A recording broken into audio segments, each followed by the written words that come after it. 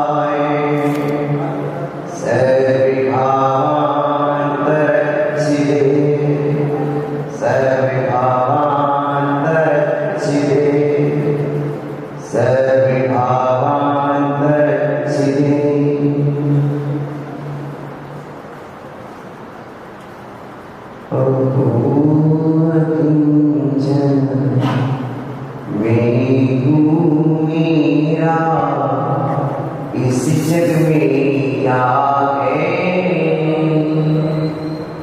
मेरे गुण तो मेरे भीतर बाहर में क्या है ये रहस्य परमात्मा कला का पुण्य उजागर हो मेरा जीवन समय सारी में हो मेरा जीवन मेरे भगवन समय सारी में हो ये रहस्य परमात्मा कला पुण्य उजागर हो मेरा समय सारी में हो बोलिए नंदानंद सिंह परवश्री भगवान की 24 तीर्थंकर भगवान की देवादी वास्तुज भगवान की भगवान श्री महावीर स्वामी की उच्च देव गुरुवर श्री राजसर जी महाराज की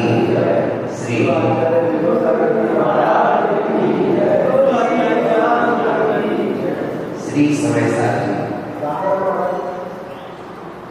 आश्रम किसी का था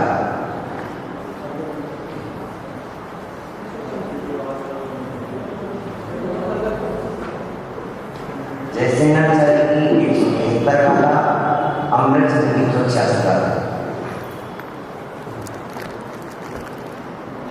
अमृतचंद्राचार्य की 166 जैसे वाली 173 का आश्रम किसी नथी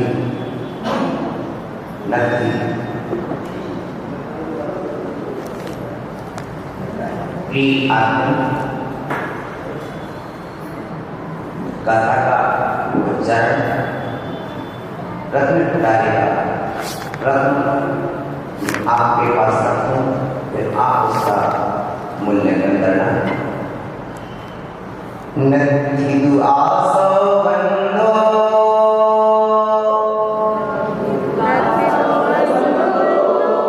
नथिदु आसो बंदो सम्मादित्य से आसो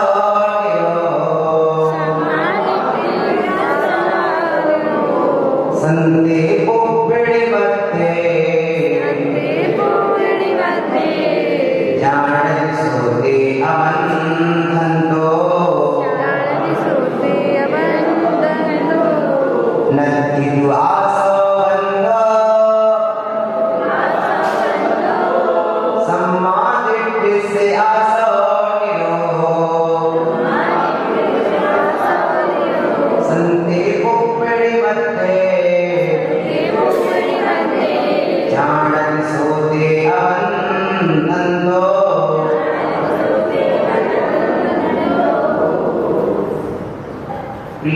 आत्मा।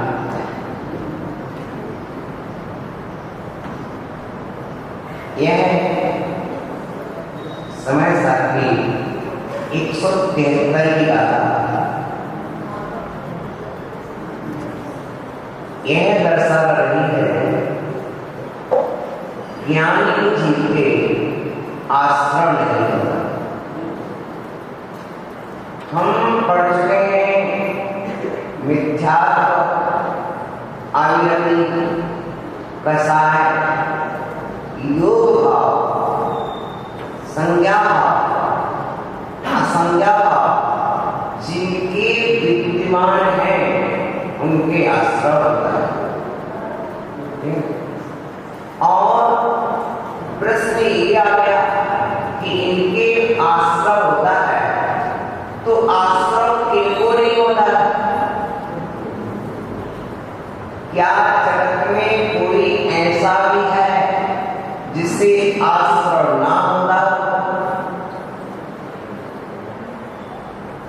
प्रिय आत्मा, आज का प्रवचन एक महत्वपूर्ण प्रवचन है, क्योंकि इस गाथा में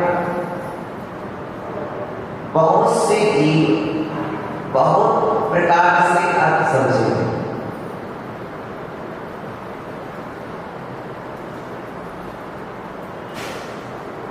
यहाँ लिखा हुआ है आसो बंधो नति, आश्रव बंध नहीं होता। कारण क्या है? आश्रम निरोध, आश्रम का निरोध होने से। फिर प्रश्न आ गया किसको? सम्यक दृष्टि को आश्रम का निरोध होने से आश्रम बंध, तो आश्रम ही नहीं हुआ तो बंद हो गई। पहली लाइन ने कहा कि आश्रम निरोध हो, तो आश्रम के निरोध को कहते क्या है? आश्रम निरोधा, आश्रम निरोधा संवरा, आश्रम निरोधा, आश्रम निरोधा, आश्रम के निरोध को संवर कहते हैं। क्या कहते हैं? अर्थात संवर होने से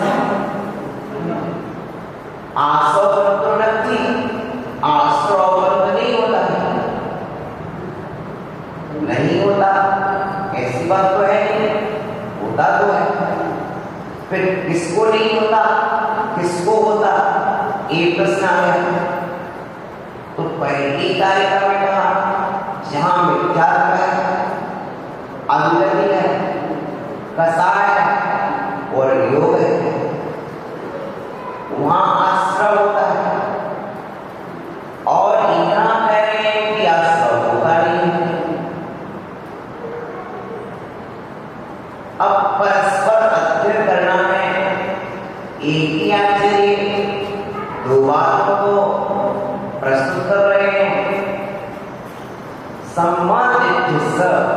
सम्यक दृष्टि को आश्रम नहीं होता।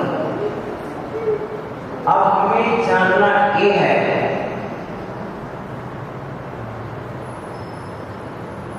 विद्यार्थी किस कक्षा वाला कराता है, किस कक्षा से किस कक्षा तक का छात्र विद्यार्थी है?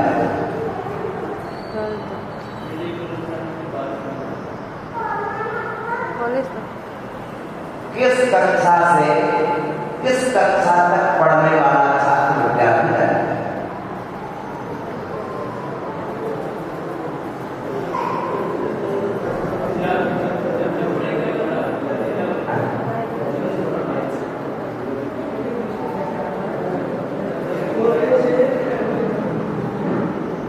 पहली कक्षा से जब तक उसके जीवन में पढ़ाई चलेगी तब तक विद्यार्थी, जब तक परीक्षाएं देगा तब तक विद्यार्थी।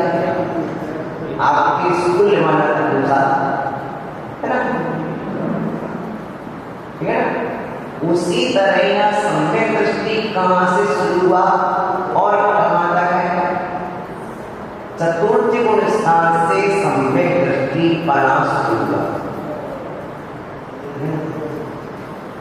और कहाँ तक है? सिद्धों तक। सिद्ध भगवान सम्यक दृष्टि नहीं है तो सिद्धि सम्यक दृष्टि। अब यहाँ पर सम्यक दृष्टि को आश्रय नहीं होता, एक पकड़ की बात समझे। इसमें लोग जरा मूड में आ जाते हैं और अपने आप को सम्यक दृष्टि मानते चौथे स्थान में। उनका मानना कुछ है क्योंकि चौथे से सम्यक दृष्टि होता है।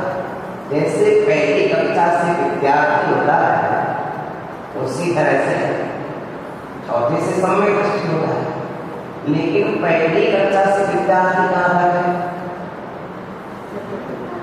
उसी तरह चौथे से सम्यक दृष्टि पना शुरू हुआ, चौथा, पांचवा, छठवा, सातवा, आठवा, नवा, 10, 11, 12, 13, 14 सिद्ध सर्वत्र सम्यक दृष्टि बनाए नहीं है।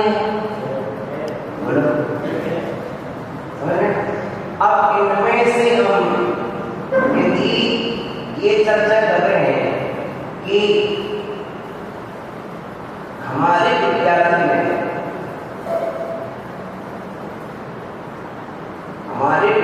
ने जिला टॉप किया है, स्कूल के टीचर क्या बोल रहे हैं? हमारे विद्यार्थी ने परीक्षा में जिला टॉप किया है, तो इससे क्या प्रतीत हुआ? क्या उसकी कक्षा का निर्णय हुआ? कौन सी कक्षा का विद्यार्थी ये निर्णय हुआ? निर्णय हुआ क्या? सिर्फ इतना निर्णय हुआ कि विद्यार्थी आपके स्कूल का निर्णय क्या हुआ है ना? लेकिन एक निर्णय जो हुआ कि वो किस कक्षा का विद्यार्थी था, बोल रहे ना, किस कक्षा का विद्यार्थी था।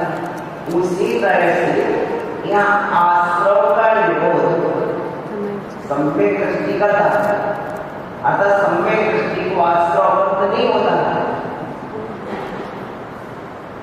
ये गाथा मुझे पूरी स्पष्ट करना, क्योंकि इस गाथा के अर्थ को न जान करके लोगों ने समय सार पढ़ने के बाद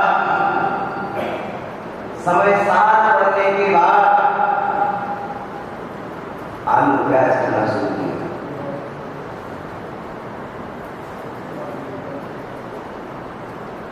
समय सार पढ़ने के बाद लोग भटके, इसलिए भटक गए कि उन्होंने अपने आप को सम्यक दृष्टि मान लिया और कह दिया कि हमको तो आश्रवण होता ही नहीं है। समय सार में लिखा, किसमें लिखा है? किसमें लिखा है? समय सार में लिखा है कि आश्रवण नहीं होता। या धैर्य पूर्वक सुनना, उतावली नहीं करना। तो विद्यार्थी जो जिला टॉप हुआ वो किस कक्षा का विद्यार्थी टॉप हुआ? इसका खुलासा उसी तरह कौन से गुणस्थानवर्ती सम्यक दृष्टि है वो? ये तो आपने बताया नहीं, सिर्फ ये कह दिया आपके स्कूल में विद्यार्थी है, हजारों विद्यार्थी और टॉप हुआ एक, और हर टीचर बोला हमारे स्कूल का विद्यार्थी चला रहा, हर विद्यार्थी बोल रहा है चला रहा। क्या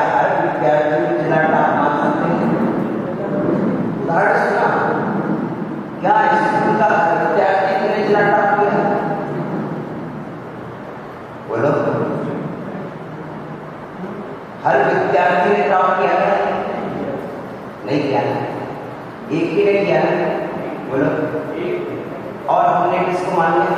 सबको सबको मान्य है। उसी तरह से यहाँ चौथे गुण स्थान से लेकर के 14 गुण स्थान होते हैं। 14वें गुण स्थान तक मैं एक दृष्टि देखूं करना नहीं, क्योंकि ये गुण स्थान कोई आश्रम बंध का विषय है, कर्म बंध का विषय करणानियोग का भी है। तो करणानियोग का विषय होने से उसका भी कुछ अधिकार होता है। बोलो, जिसका पूर्ण विषय हो उसका तो पूर्ण अधिकार होता कि नहीं होता? हाँ, ये उसका विषय नहीं होता। और फिर वह बात कहे तो उस बात को कहने का अधिकार है, लेकिन वो उसका विषय क्षेत्रीय है और फिर वह जो कहे उसकी बात मानिए। अब देखिए करणानियोग इस विषय में क्या माना जाता है, क्योंकि यहाँ तो सम्यक दृष्टि को आश्रबंध नहीं होता। ये बात सुनकर के हमारे मन में आया कि मैं तो सम्यक दृष्टि और हूं, इसमें कोई संदेह नहीं है, किसी भी तरह का डाउट नहीं है, क्योंकि मैं देव शास्त्रों को मानता हूं और यहाँ तक कि सम की अपेक्षा भी हूं और चौथे गुण स्थान वृत्ति की अपेक्षा करणानियोग की अपेक्षा भी समय उसी अपेक्षा से बात कर रहा हूं। तो क्या यहाँ चौथा गुण स्थान और लेना है, क्योंकि सम्यक दृष्टि तो 4 से 14 तक और सिद्धों तक, तो एक बहुत बड़ा प्रश्न चिन्ह खड़ा है कि यहाँ कौन सा सम्यक दृष्टि ग्रहण करते हैं। ठीक है, क्योंकि यदि हम इस यहाँ पर करणानियोग का उपयोग नहीं करेंगे, करणानियोग का उपयोग नहीं करेंगे, तो अधिकांशतः जी देव की सम्यक दृष्टि होती, देव सम्यक दृष्टि होती कि नहीं? बोलो, ज्ञान की सम्यक दृष्टि होती कि नहीं होती? नहीं, सुनो बात नहीं। देवों में सम्यक दर्शन होता है, नारकियों में सम्यक दर्शन होता है, त्रियंचों में संगीत पंचेंद्रिय त्रियंचों में सम्यक दर्शन होता है, भवति होता है, और भूता तो उत्पन्न होने के अर्थ में उत्पन्न होता है, उत्पन्न होता है। तो यदि हम सम्यक दृष्टि को आश्रव बंध से मान लेंगे, और कौन से जो आप मान रहे हैं अविरत सम्यक दृष्टि को मान लेंगे, जिस तरह आप अविरत है उसी तरह नरक में नारकी की सम्यक दृष्टि, उसी तरह स्वर्ग में देव की सम्यक दृष्टि, उसी तरह त्रियंच में भी सम्यक दृष्टि। तो चारों गति के जीव आश्रम बंध से रहेंगे। सही बात है, समझ रहे हैं? यदि हम अपने आप को हम समय सार के अध्येता अविरत सम्यक दृष्टि, यदि अपने आप को आश्रम बंध से रहित मानेंगे, तो फिर नरक का नारकी की सम्यक दृष्टि, त्रियंच की सम्यक दृष्टि, स्वर्ग के देव की सम्यक दृष्टि, वहां की सम्यक दर्शन है। और वहां एक तो नहीं बहुत है, तो क्या ये 4 गति के जीव आश्रम बंध से रहित मान हो गया?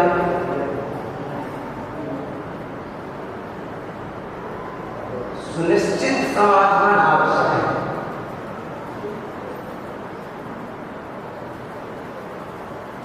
तब फिर सम्यक दृष्टि को किसे माने? तो 2 व्याख्याएं में लेना है, एक करणानियोग की व्याख्या, एक अध्यात्म की व्याख्या। करणाली को सिद्धांत बोलते हैं और द्रव्यानी को अध्यात्म बोलते हैं।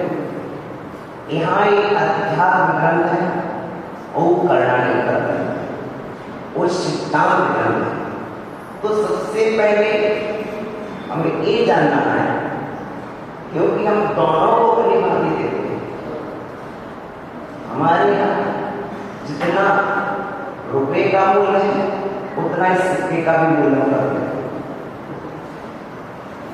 हम द्रव्यानी को भी आदर देते हैं और करणाली को भी, सिद्धांत को भी महत्व देते हैं और अध्यात्म। तो सबसे पहले मैं आपको ये बता दूंगा कि सिद्धांत क्या होता है। ठीक है, सिद्धांत क्या होता है? तो सबसे पहले सुनो, गुण स्थान किसे कहते हैं? मूल और योग के निमित्त से होने वाली आत्मा की प्रणति को गुण स्थान कहते हैं।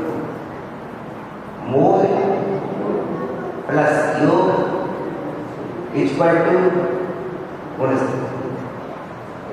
मूल और योग के निमित्त से होने वाली आत्मा की परिणामों की कक्षा, गुण स्थान परिणामों की कक्षा।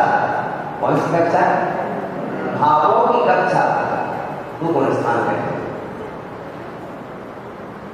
भावों के तारतम्य को गुण स्थान कहते हैं। वो तारतम्य किससे बनता है? मूल और योग से। तो मूल और योग से होने वाली परिणामों की तारतम्यता को गुण स्थान कहते हैं। एक गुण स्थान कितने होते हैं? 14 होते हैं। कितने होते हैं? 14 होते हैं। अब 14 गुण स्थानों में पहला गुण स्थान से लेकर 14 तक के नाम सुन लीजिए। पहला मिथ्या, पहला, दूसरा सासात, तीसरा अविरस, चौथा तीसरा मिश्र, चौथा अविरस, पांचवा संयमा संयम, छठवा प्रबंध संयम, सातवा अप्रणव संयम, आठवा अपूर्वकरण, नौवा अनिवृत्तिकरण, 10वां सूर्य संप्राय, 11वां सांख्य, 12वां शिव, 13वां संयोग, 14वां हो गया। अब देखिए बंध की चर्चा। तो बंधी योग प्रगतियां कितनी है? पहला प्रश्न,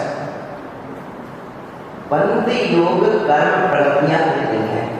फर्स्ट प्रश्न। फिर हम निर्णय करेंगे। बंधी योग है 120, अवैध दृष्टि से बंध योग है 120। कितनी है? बंध योग है 120। कितनी है? उदय योग है 122। उदय योग है 122। ठीक है, क्योंकि मिथ्यात्व का बंध होता है, लेकिन उदय में 3 रूप आता है। दर्शन मूल्य के 3 रूप रहते हैं, सम्यक प्रगति, मिथ्या प्रगति और सम्यक मिथ्या प्रगति। पद्धति एक है, उदय में 3 है, 122। तो सबसे पहला निर्णय क्या था कि बंध योग 120 प्रगति है। क्या निर्णय हुआ? 120। अब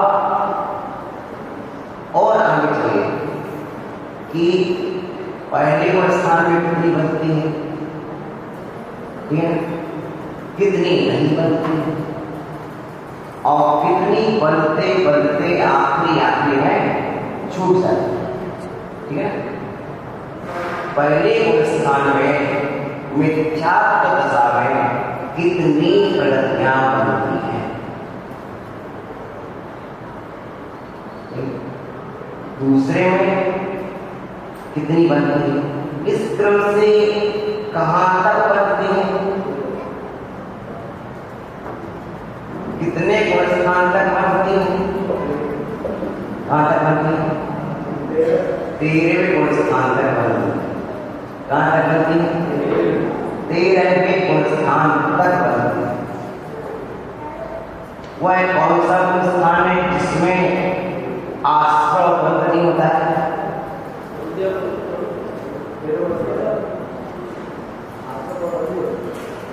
आश्रव होता है, बंध नहीं होता। लेकिन आश्रव किस गुण स्थान में नहीं होता है? 14वां गुण स्थान। कौन सा गुण स्थान? कौन सा गुण स्थान? 14वां गुण स्थान, अयोग्यवरी दशा। कौन से भगवान? जो 5 ह्रस्व अक्षर काल में अंतर मुहूर्त के भीतर मोक्ष जाने वाले हैं, ऐसे 14वें गुण स्थान वर्ती जो नियम से अंतर मुहूर्त के भीतर मोक्ष जाने वाले हैं, वह आत्मा 14वां गुण स्थान वर्ती, ऐसा जीव को आश्रव नहीं होता। इसको आश्रव नहीं होता। एक जीव सम्यक दृष्टि है कि नहीं है? बोलो। सम्यक दृष्टि अयोग्यवरी अंतर मुहूर्त के भीतर मोक्ष चले जाएंगे, 8 कर्मों को नष्ट कर देंगे, क्योंकि 4 का कर्म पहले नष्ट हो चुके हैं। अरहंत भगवान है। कौन है? कौन है? 14वें गुण स्थान वर्ती अरहंत है, अयोग्यवरी है, उनको आश्रव नहीं होता। जजमेंट कर्णाली योग जो गुण है, आखिरी जजमेंट, सुप्रीम कोर्ट का आदेश, इसका आदेश। अब इसमें कोई मतलब नहीं। 13वें तक का आश्रव होता है, 14वें गुण स्थान में आश्रव। अब कोई जीव 14वें गुण स्थान की बात को यदि 4थे गुण स्थान में लगा ले और अपने आप को ऐसा मान ले कि सम्यक दृष्टि को आश्रव बंध नहीं होता, बताइए एक भूल है कि नहीं? प्रमाद है कि नहीं? बोलो। और जीवों ने ऐसा माना है, जीवों ने ऐसा माना है, इसलिए प्राय कहते हैं कि अपने हाथ से अपना डॉक्टर नहीं होना चाहिए। इसलिए लोग या समय सारा अधिकरण पढ़ना है तो गुरुजनों के मुख से पढ़ो, क्योंकि कुछ बातें उसमें नहीं लिखी जो बातें आपको जानना जरूरी है। क्यों? हर बात को एक लिखी नहीं जाती। भाई सब्जी बनाने की विधि तो उसमें ये लिखा इतनी सब्जी होनी चाहिए, इतना नमक, इतना जीरा, इतनी मिर्ची, इतना तेल होना चाहिए। सब्जी बनाने की विधि में माधव आजकल तो क्लास चलती ना, जितना भोजन बनाने की क्लास है तो क्लास में पुस्तक भी आती है। पुस्तक में क्या है? 250 ग्राम सब्जी बनाना है तो कितना नमक डालना, कितना तेल डालना, कितना मिर्ची डालना, कितना धन डालना, कितना जीरा डालना, सब लिखा है। लेकिन सब लिखने के साथ लिख तो दिया, लेकिन वो लिखने वाला ने ये समझ के लिखा था कि आप समझदार हो। लिखने वाले ने ये समझ के लिखा था कि आप समझदार हो, लेकिन पढ़ने वाले ने कभी माँ को भोजन बनाते तो देखा नहीं। जिसने पुस्तक से जो कर रहा है उसने माँ को भोजन बनाते नहीं देखा, और अपनी पुस्तक खुली और मुझे बनाना शुरू कर दी। सब्जी, नमक, मिर्ची, जीरा, धनिया सब कंप्लीट कर दिया, लेकिन उसमें आखिरी में लिखा था तेल भी डालना। क्या डालना? तेल लिखा था, लेकिन तेल के आगे कुछ और नहीं लिखा था। तेल के आगे कुछ और नहीं लिखा था।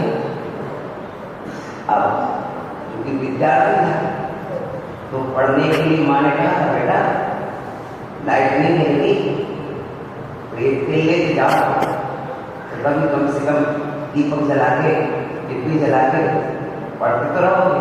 तो उसके पास केरोसिन है, क्या रखा? उसने केरोसिन डाला, तेल तो दिखाई, उसे तेल तो बोलता है, उसने तेल डाला और बढ़िया खुश सब्जी बन गई। और सब्जी बनी तो फिर पूरी टीम को बुलाया। अब उसका सब्जी बनाने वाले का क्या अभिप्राय हुआ? तेल तो डाला, लेकिन ये नहीं समझ पाया कि कौन सा तेल डाला। उसी तरह से ये तो कहा सम्यक दृष्टि, लिखने वाले को पता था कि कौन सा सम्यक दृष्टि, क्योंकि उन्हें पुरस्कार का ज्ञान था, लेकिन हमें तो ज्ञान नहीं है। तो हमने क्या किया? चौथे पुरस्कार में अपने आप को सम्यक दृष्टि मान लिया और कह दिया कि मैं आशा बंद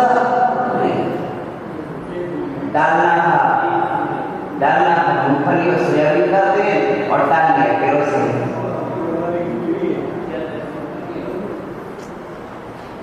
क्या हुआ? समझ रहे? नुकसान हुआ कि नहीं हुआ? अब देखो, तो यहाँ विद्यार्थी संस्थान जो है वो पहला है, उसमें 117 प्रगतियों का बल होता है। कितने का?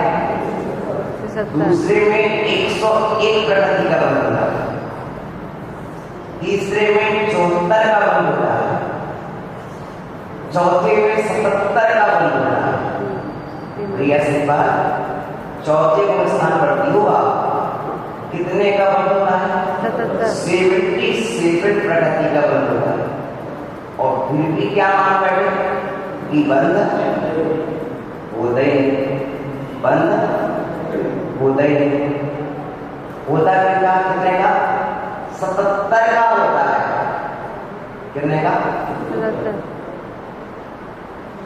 पहले में 117 का, चौथे में 77 का, कुल कितनी घंटी? 40 घंटी। लेकिन हो तो रहा 77 का बल हो रहा, पांचवें में 67 का, छठवें में 63 का, सातवें में 59 का, आठवें में 58 का, नौवें में 22 का, 10वें में 17 का, 11वें में 1 का, 12वें में 1 का, 13वें में 1 का। भगवान ने समोसा में विराजमान है तो उनको भी आश्रव हो रहा है, ठीक है ना? और आप पहले देखिए कि 13वें में आश्रव होता है, बंद नहीं होता। सुनिए, 13वें में आश्रव भी होता है, बंद भी होता है।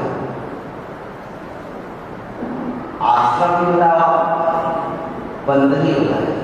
13वें में स्थिति बंद और अनुभाग बंद नहीं होता है, प्रकृति बंद और प्रदेश बंद होता है, एक समय बंद होता है, ठीक है ना?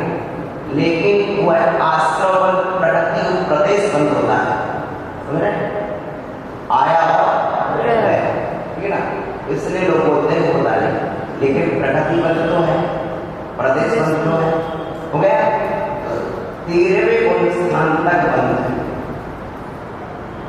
हो गया क्लियर? आश्रव की और बंद की है। पहले गुण स्थान में 3 प्रगतियों का बंध नहीं होता, तीर्थंकर प्रगति का बंध नहीं होता,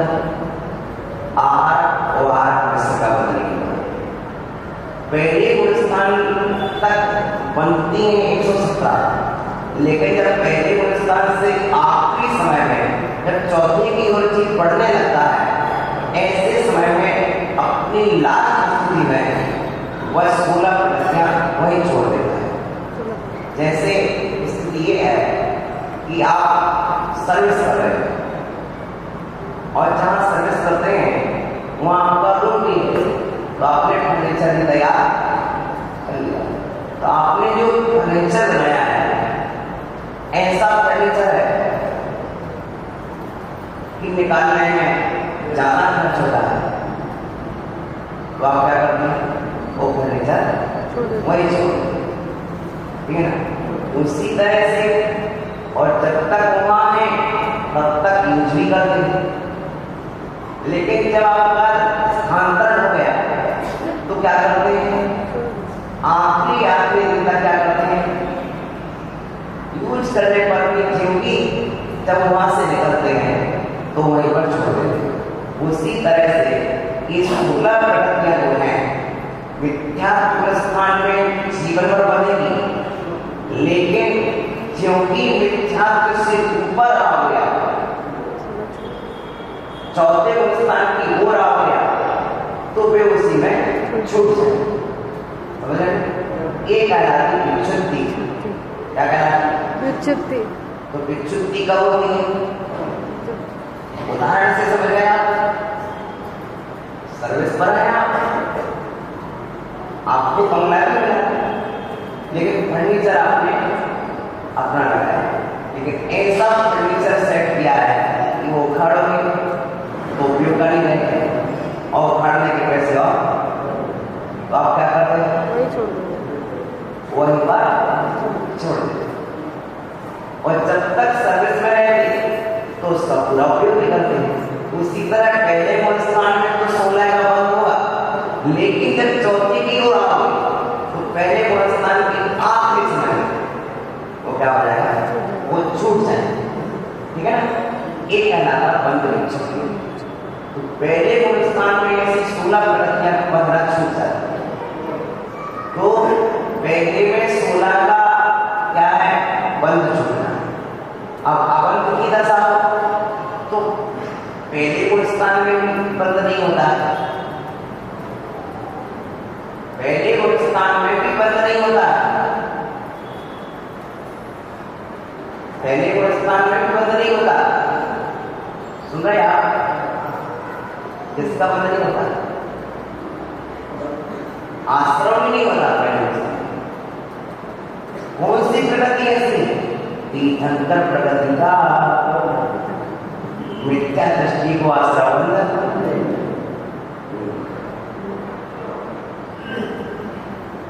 आहार शरीर आहार काम को पाऊंगा, मिथ्या दृष्टि को बंद। ये 3 प्रगतियों का बंद पहले स्थान में नहीं होता। फिर कितने का होता है? 120 में से 117 का होता है। कितने का होता है? 117। अब आप क्या मानोगे, बंद मानोगे कि अबंध मानोगे? हम तो दोनों मानेंगे कि 3 का अबंध है और 117 का बंध है। कंप्लीट हो रहा है।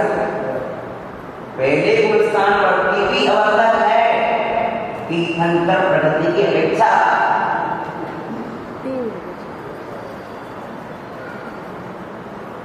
आहार की अपेक्षा पहले में 3 का बंद नहीं होता, दूसरे में 19 का बंद नहीं होता, तीसरे में 46 का बंद नहीं होता, चौथे में 43 का बंद नहीं होता, पांचवें में 53 का, छठवें में 57 का, और सातवें में 61 का, आठवें में 62 का, नौवें में 98 का, 10वें में 103 का, 11वें में 119 का, 12वें में 119 भी, और 13वें में 119। अतः 13वें स्थान में 119 प्रगतियों का बंध नहीं होता, एक का होता है, और पहले में 117 का बंध होता है और 3 का नहीं होता।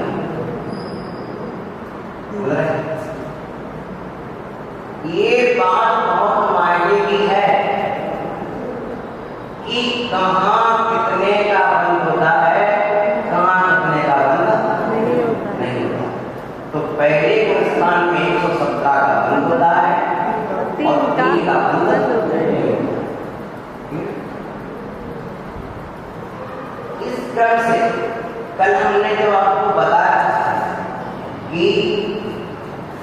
मिथ्या मेरे करण में पूरा समझ गया। पहले में 117 का बल होता है, 13 में 95 में अनंत भगवान की भी बल होता है। बोल गया बोला, इसलिए ये तो समझ गए कि अनंत भगवान की सम्यक दृष्टि, तो अनंत सम्यक दृष्टि को बल हो रहा है, स्वीकार किया, तो फिर आपको बल होगा कि नहीं होगा? बोलो, समझ रहे हैं आप? ये बात मुझे समझाने की बहुत अनिवार्य है, क्योंकि इस गाथा के रस को ना समझ करके जीवन ने इतना अपना अर्थ किया है, इतना अर्थ किया है। उन्होंने एक तो ये मान लिया कि जैसे गाय को बांधा जाता है तो रस्सी से रस्सी बन जाती है, उसी तरह कर्म से कर्म बनते हैं, आत्मा का उसमें कोई लेना देना लेकिन किया। कल अपन ने पढ़ा था कि राग द्वेष मोह संसारी आत्मा की अभिन्न परिणाम है। तो जैसे रस्सी से रस्सी बनती है, वैसे कर्म से कर्म नहीं बनते। तो कैसे बनते हैं? जैसे दूध में पानी मिलता है, जैसे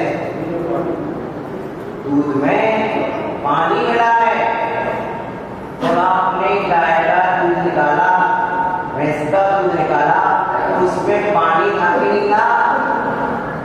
बोलो, क्योंकि दूध में कितने प्रतिशत पानी होता है? सच करो, दूध में 80% से ऊपर पानी होता है, 80% से ऊपर पानी। उसी तरह आत्मा में कर्म है, इस तरह दूध में पानी है। लेकिन दूध से पानी जुदा होता कि नहीं होता? होता होता कि नहीं होता? तो उसकी प्रक्रिया है, कुछ तपाके भी होता है, कुछ और की प्रक्रिया है। यदि जल्दी करना हो और कुछ पानी अलग करना हो तो नींबू डाल दो,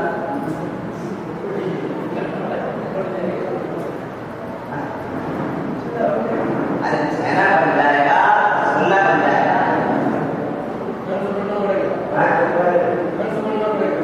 तात्पर्य हंसा बनना पड़ेगा, हंसा बनना पड़ेगा। अहम सा,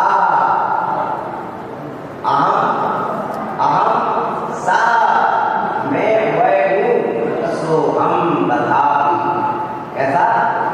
सो हम, वह मैं, अहम सा और मैं वह। अरे यार, ये स्थिति अपन को पूरी समझना है। इस तरह से दूध में से पानी जुदा होता है तपाने पर। खोबा बनाने वाले, मावा बनाने वाले हैं, फिर तपाते जाते तपाते जाते तपाते जाते, और क्या होता है? खोबा बन जाता है। तब भी खोबे में से पूरा पानी ला नहीं हुआ है, उसमें कुछ तत्व खोबे में से पानी कितना लगा। उसके बाद एक और प्रक्रिया है, घी की प्रक्रिया। खोबा तो दशा जैसा और घी दशा जैसा है। तो खोबे में परिपूर्णता नहीं आएगी, जो घी में परिपूर्णता आएगी तो उसको क्या करते हैं? अंगुली प्रक्रिया से घी निकाल लेते हैं।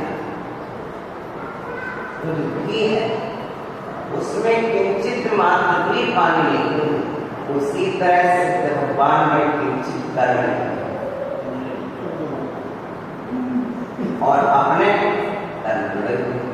तो अपन दूध की तरह है। कैसे?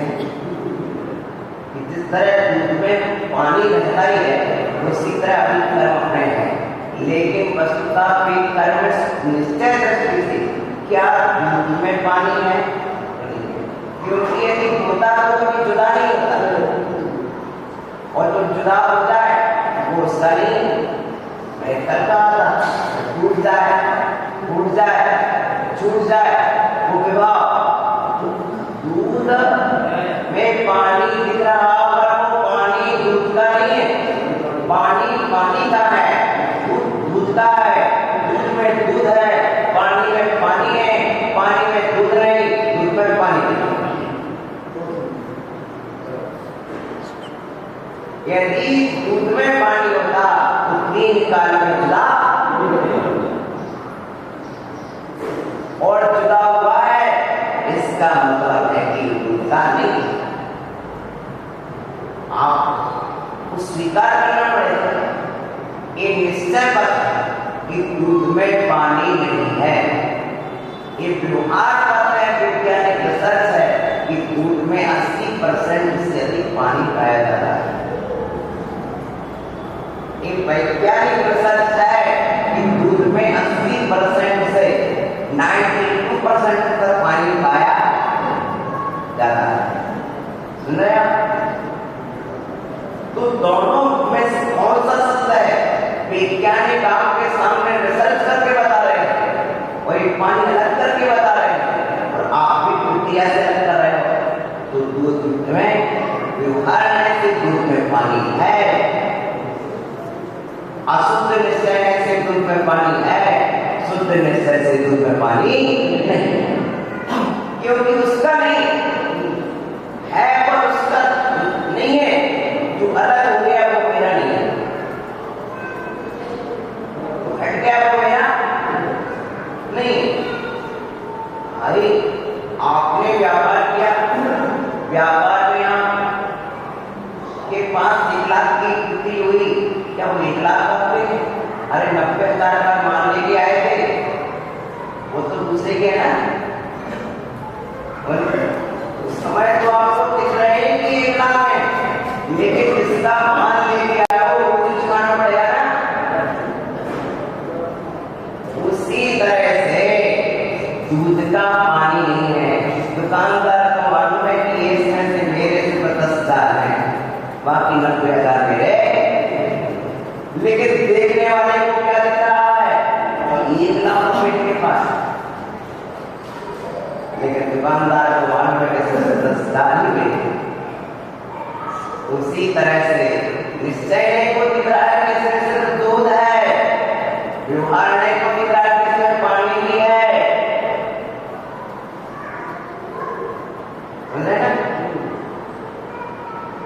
निश्चय को दिखता है कि आत्मा शुद्ध ही है, व्यवहार को दिख रहा है कि पर के निवल से अशुद्ध भी है। अब दोनों कथन क्या है? सत्य है। यदि हम सत्य नहीं मानेंगे तो वैज्ञानिक का रिसर्च बोलो बेकार हो जाएगा। जिस रिसर्च के लिए विज्ञान में हम करोड़ों रुपए अरबों रुपए देश का लगा रहे हैं, उनका रिसर्च क्या होगा? तो प्रिय बंधुओं, इस तत्व को हमने समझा कि बंध भी है और अबंध भी है, पद के अनुरूप कथन करना चाहिए। आओ अब हम इन्हीं महाराज के पास चल रहे थोड़ा। ये तो ही ज्ञानितो ज्ञानमय भाव अज्ञानमय भाव, ज्ञानी जीव के ज्ञानमय भावों के द्वारा अज्ञानमय भाव रोक दिया जाता है। ज्ञानी जीव अपने ज्ञानमय भावों के द्वारा क्या करता है? अज्ञानमय भावों को रोक देता है। पूर्ण ज्ञानी कौन है? अनंत भगवान, उन्होंने पूर्ण अज्ञान को रोक दिया है। तो ठीक है। दूसरा, उस कारण अज्ञानमय भावानाम, अज्ञानमय भाव राग द्वेष मोह ये आश्रव के भाव कारण थे, विकार थे आश्रव के, और इनके रुक जाने से दो धाराएं एक साथ नहीं चल सकती। आओ अब हम आपको अध्यात्म में ले चलते हैं। दो धाराएं एक साथ निकल कि ज्ञान भी चलता रहे और कर्म भी चलता रहे। उपयोग में एक काल में एक ही होगा और उपयोग में बुद्धि पूर्वक विषय बनता है छठवें गुणस्थान का। सातवें गुणस्थान से अबुद्धि पूर्वक विषय आ जाता है। जहां जीव प्रयत्न करता है वहां तक बुद्धि पूर्वक कहलाता है और जहां प्रयत्न नहीं करता है, मन में सोचता भी नहीं, विचारता भी नहीं, काय की चेष्टा नहीं करता, वचन की चेष्टा नहीं करता और मन की चेष्टा नहीं कर रहा है उसमें, और फिर जो हो रहा है वो कहलाता अबुद्धि पूर्वक। क्या कहलाता? अबुद्धि पूर्वक। ये अध्यात्म का विषय है, ठीक है ना। आचार्य क्या कहते हैं? राग द्वेष मोह ये तीन प्रत्यय हैं जो तुम्हें भाव कर्म में करा रहे थे, उनसे लड़कर आ रहा था। तो हमारा पुरुषार्थ क्या हुआ कि हमने राग द्वेष मोह को रोका, ठीक है ना। और राग द्वेष मोह कैसे रोका? हमें जितनी ताकत थी उतना हमने रोक लिया। हमारी ताकत कौन सी है? बुद्धि की ताकत। कौन सी ताकत? और उसको चलना नहीं। तो हमने बुद्धि पूर्वक राग नहीं करे, बुद्धि पूर्वक द्वेष नहीं करे, बुद्धि पूर्वक मोह नहीं करे, ठीक है ना। अरे स्थूल राग नहीं करेंगे, अनंतानुमति राग नहीं हो, अप्रत्यक्षान राग नहीं, प्रत्यक्षान राग नहीं, 12 का संचलन। और संचलन में भी निम्न कोटि का राग नहीं, निम्न कोटि का राग नहीं, प्रशस्त राग चलेगा, अप्रशस्त राग नहीं चलेगा। इससे हुआ क्या कि ज्ञानमय भाव के द्वारा अज्ञानमय राग के स्रोत हो गए। हम और आप अपना स्वाध्याय कर रहे हैं, इस स्वाध्याय की वेला में ज्ञानमय भाव चला है। कौन सा भाव चला है? और इस ज्ञानमय भाव के द्वारा हमने 1 घंटे के लिए अज्ञानमय भाव को रोका। क्रोध को भी रोक दिया, मान को भी रोक दिया, माया को भी रोक दिया, लोभ को भी रोक दिया। बुद्धि पूर्वक तो रोक गए, लेकिन अबुद्धि पूर्वक चल रहे, समझ रहे ना। जैसे कैसे चल रहे हैं? देखो, जैसे नदी में पानी बह रहा है, नदी में पानी बह रहा है, जब ऊपर ऊपर बहता है तब तो हमें दिखता है, लेकिन कभी कभी नदी में ऐसा पानी बहता है कि उधर पानी है, बीच में पूरी रेत है और नीचे फिर पानी गिर रहा है बहता हुआ। ये पानी आया कहां से? रेत ऊपर है, सूखी है, लेकिन नीचे बहता हुआ पानी दिख रहा है। इसका मतलब ये है कि रेत में से झिरझिर करके पानी आ रहा है, ठीक है ना। स्थूल पानी तो नहीं बह रहा कि रेत के ऊपर दिखे, लेकिन रेत के नीचे से पानी बह रहा है। उसी तरह से मुनिराज की इतनी दशाएं हो चुकी है कि ऊपर से आश्रव भाव नहीं है, बुद्धि पूर्वक आश्रव भाव नहीं है, बुद्धि पूर्वक किसी से राग नहीं, बुद्धि पूर्वक किसी से द्वेष नहीं, बुद्धि पूर्वक किसी से मोह नहीं। इसलिए ये क्या हो गया? जब बुद्धि पूर्वक आश्रव भाव नहीं है तो बुद्धि पूर्वक आश्रव भी, लेकिन क्या सच में आश्रव नहीं? क्या नदी में पानी नहीं बह रहा? रेत के नीचे जैसे पानी उसी तरह सूक्ष्म राग 10वें गुण स्थान तक जाता है, ठीक है ना। और यहाँ बताया है कि अवेद रत्नत्रय में परिणत निर्विकल्प ध्यानी वीतराग सम्यक्त के अभिनवावी वीतराग चारित्री ऐसे सप्तम गुण स्थान वर्ती मुनिराज को आश्रम नहीं होता, ठीक है ना। विषय आया विषय समझ, ठीक है ना। ये विषय समझना, क्योंकि वे मुनि सुख हरमत ध्यान की उत्कृष्ट पाए को जा रहे हैं और शुक्ल ध्यान की ओर बढ़ रहे हैं। ऐसे मुनि किसी से जानबूझ करके बुद्धिपूर्वक ना राग कर रहे हैं, ना द्वेष कर रहे हैं, ना मोह कर रहे हैं। समझ रहे आप? जब जानबूझ बुद्धि में नहीं आ रहा, इतना सूक्ष्म चल रहा है कि भीतर नाप नहीं पा रहे। आप स्थिर बैठे हो कि आप हल कर रहे हो? भैया आप स्थिर बैठे हो कि हल कर रहे हो? आप स्थिर बैठे हो, कितने भी स्थिर बैठ जाओगे, लेकिन फिर भी आपके भीतर में ब्लड तो चलेगा, और ब्लड क्यों चल रहा है? क्योंकि आपका कायम चल रहा है, समझ रहे ना। आत्मा प्रदेशों में स्पंदन हो रहा है, दिल धड़क रहा है, हृदय में धड़कन हो रही है, हृदय चल रहा है, समझ रहे ना। ये सब लेकिन भीतर की सूक्ष्मता का हम नहीं जान पाते। बाहर में जरा आत्मा होने को हमें दिखते हैं, लेकिन भीतर में नाड़ी कितनी चल रही है उसको जानने वाला व्यक्ति होता है। तो यहाँ पर जब बाहर में कोई शांत बैठा है, क्या बोलते हो भैया? कितना शांत है। लेकिन जो बाहर में शांत बैठा है, हो सकता हो भीतर में अशांत नहीं हो। उसकी सूक्ष्मता को कौन जाने? जो बाहर में स्थिर बैठा है, उसकी तो भीतर की नाड़ी चलेगी नहीं चलेगी, वो भी शांत हो गई। नाड़ी तो शांत नहीं हुई, दिल का धड़कन तो शांत नहीं हुआ, बोलो वो भी शांत हो गया, और शांत हो गया तो शांत नहीं हुए। इतना शांत नहीं हुआ, समझ रहे ना।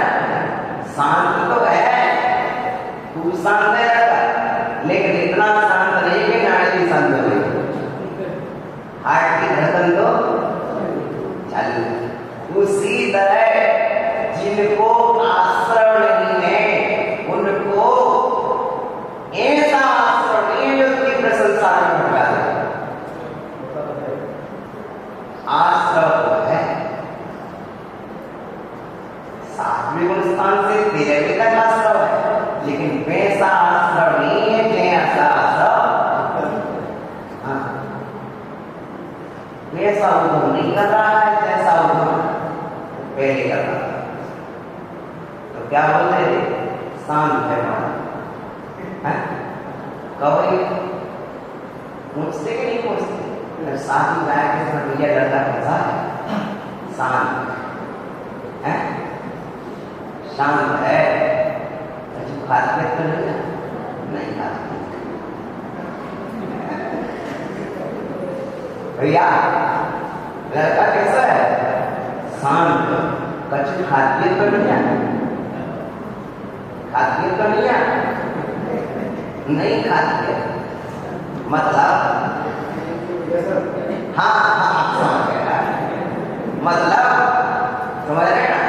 तो मतलब यही है कि संवेद दृष्टि जीव को अनंत संसार में भटकाने वाला अनंतानुवर्ती नहीं है, नरकादि दुर्गति का बंध नहीं होता। बच्चों हमने भाषा से बताई ना, लड़का शांत है कि नहीं है? शांत। खासियत है कि नहीं है? नहीं खासियत। और खासियत तो कोई कहते हैं खासियत है, तो मुझे का क्या नौवीं करने की शादी जाए। यदि बोल दिया कि लड़का खासियत है तो समझो कि शादी होने वाली नहीं है। क्यों? खासियत का मतलब है कि साथ में सर करता होगा, शराब पीता होगा।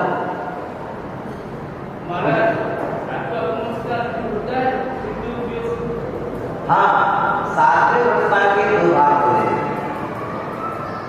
स्वस्थान और साथी शरीर। तो साथी शरीर जो श्रेणी की पूर्ववर्ती अवस्था है उसमें होता है। अच्छा किया था, हो गया। अब तो लड़का खाता पीता है कि नहीं खाता पीता है? पूछने वाले का अभिप्राय क्या है? पूछने वाला ये पूछ रहा कि कोई गलत काम भी तो नहीं करता। पीने का मतलब है कि नहीं तो नहीं करता, शराब तो नहीं पीता। क्या है? पूछने वाले का मतलब ये नहीं कि पानी नहीं पीता, कि दूध नहीं पीता। समझ रहे ना? पूछने वाले का तो ये नहीं कि पानी और दूध नहीं पीता। पूछने वाले का तो क्या है कि वो मदिरा से तो नहीं करता, मदिरा पान तो नहीं करता। और आपने कह दिया, इससे अभिप्राय को नहीं समझे और कह दिया खाता पीता है। बेचारी की तो कश्मीरी का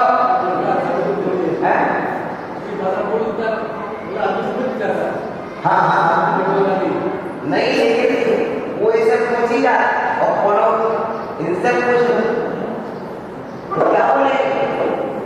इसलिए सबसे नहीं पूछ जाते कैसे कहेंगे। उसी तरह यहाँ पर सबसे नहीं कहा कि तुम अवंता हो,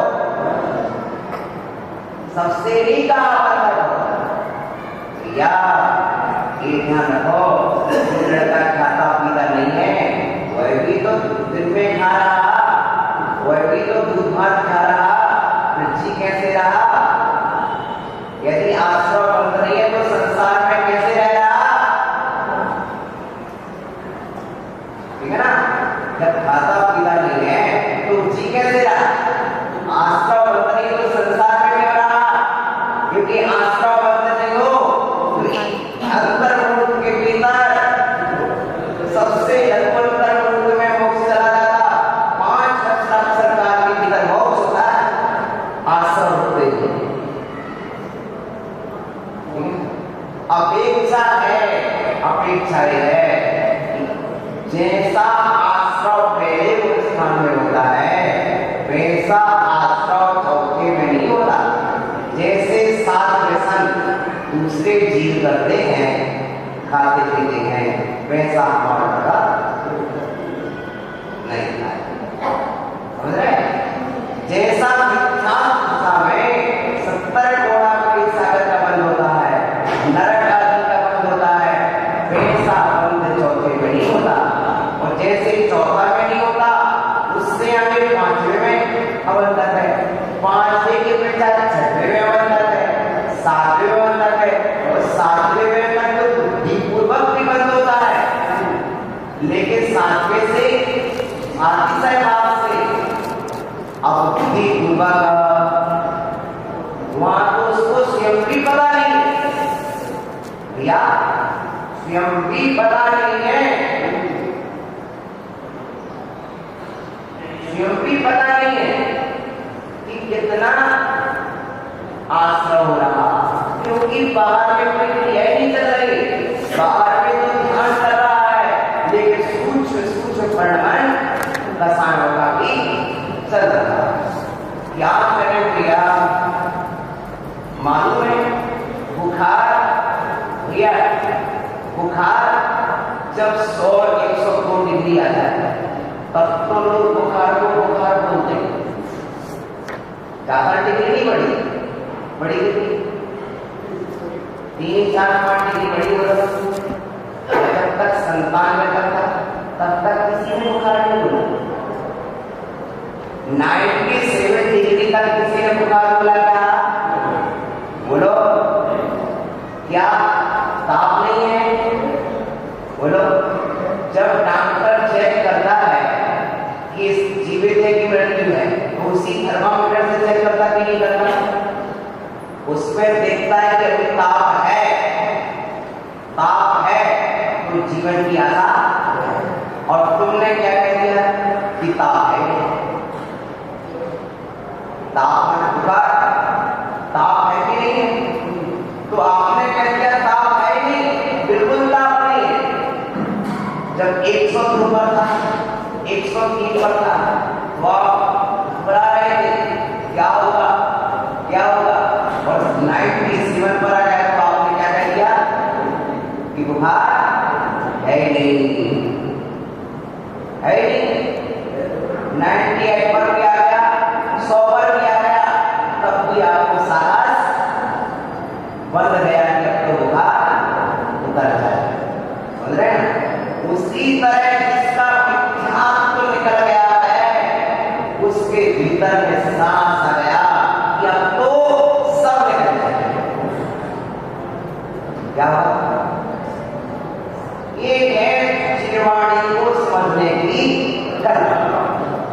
जिस कला से आप व्यवहार में समझते हो, कल हमने 55,555 का बताया, आज हमने बुखार का बताया कि जिसको 105 डिग्री 4 डिग्री हो, लेकिन 1 डिग्री नीचे उतारा जाए तो डॉक्टर बोल देता, जब 105 डिग्री हो रहा था तो खतरे के भीतर थे, और क्योंकि 2 डिग्री घटा कि डॉक्टर के चेहरे पर खुशी आ जाती। आप डॉक्टर से बोलने के पहले समझ जाते ठीक, बस 102 डिग्री आया 5 से, ये उतने में भी खुशी हो गई, लेकिन बुखार पूरा नहीं होता, लेकिन फिर खुशी तो हुई। उसी तरह गर्म पूरा नहीं होता, लेकिन खतरनाक गर्म तो निकल गया, विख्यात तो निकल गया, जो अनंत संसार में भटकाने वाला था, ऐसा जब तो चला गया। इस अपेक्षा का नाम है जुवाड़ी, इसी अपेक्षा पद्धति का नाम है सारवार। इस अपेक्षा से हम समझेंगे तो बात में पूरी समझ में आएगी। यहाँ पर वीतराग सम्यक दृष्टि निश्चय करने वाले मुनिराज की अपेक्षा अवलंबन करा है, वो भी अबुद्धि पूर्वक, और जहां तक बुद्धि पूर्वक चल रहा है वहां तक मुनिराज को भी आप संबंध तो क्या करना पूरा समझ गया पूरा। इस तरह से आपने पूरा तत्व जान लिया है। शिष्य से बना के देखेंगे। ओम नमः